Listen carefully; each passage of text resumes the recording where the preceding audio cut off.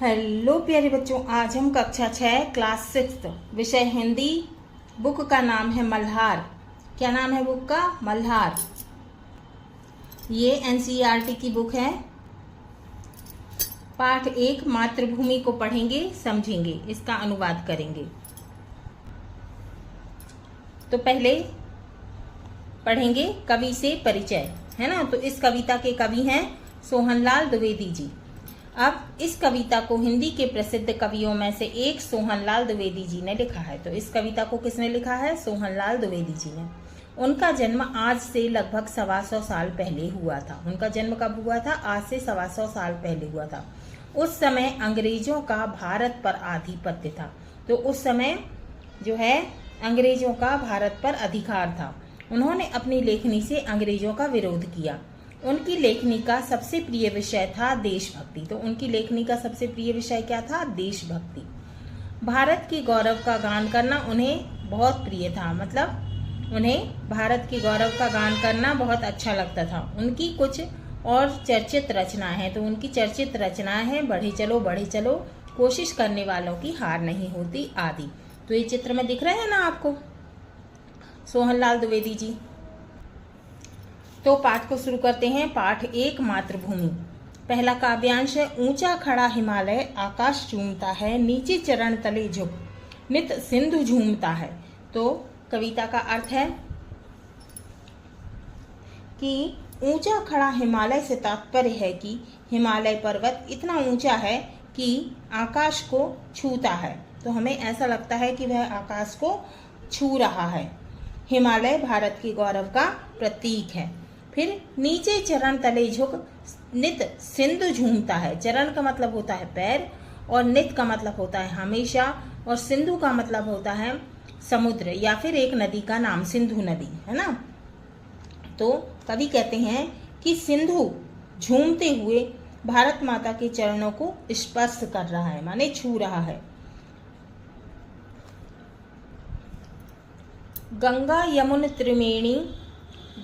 यमुन त्रिवेणी नदियां लहर रही हैं, जगमग छटा निराली पग पग छहर रही है। तो पग पग माने कदम कदम पर, छहर का मतलब होता है फैलाना या फिर बिखरना या फिर छितरना। अब छटा का मतलब होता है चमक, शोभा या फिर छवि।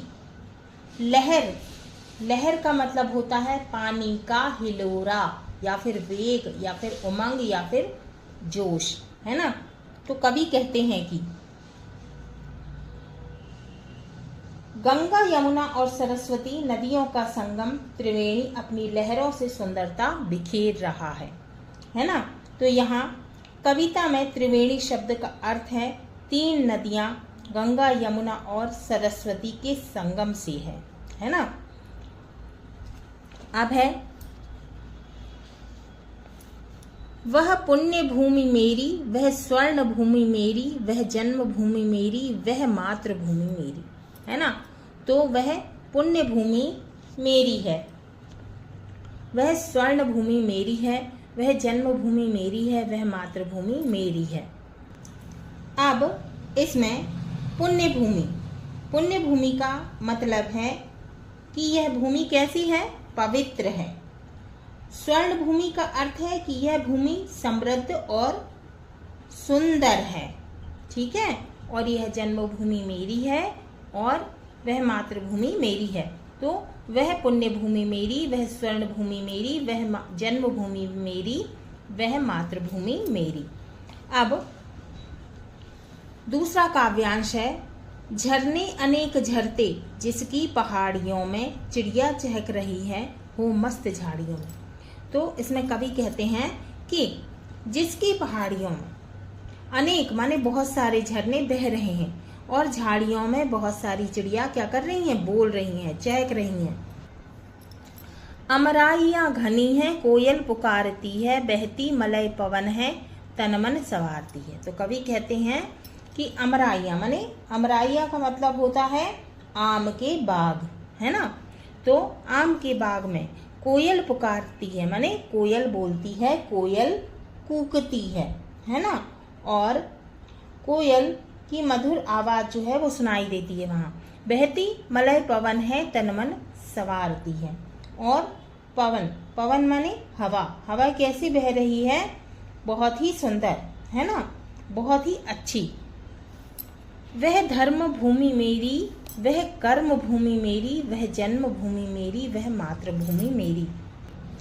तो कवि ने भारत भूमि को धर्म भूमि और कर्म भूमि इसीलिए कहा है क्योंकि भारत विभिन्न धर्मों का उद्गम स्थल है, माने विभिन्न धर्म हैं यहाँ पर। और कर्म भूमि का तात्पर्य है कि यहाँ कर्म माने कार्य को महत्व दिया गया है, ठीक है। और जीवन को कर्म के आधार पर जीने की प्रेरणा दी जाती है यहाँ पर।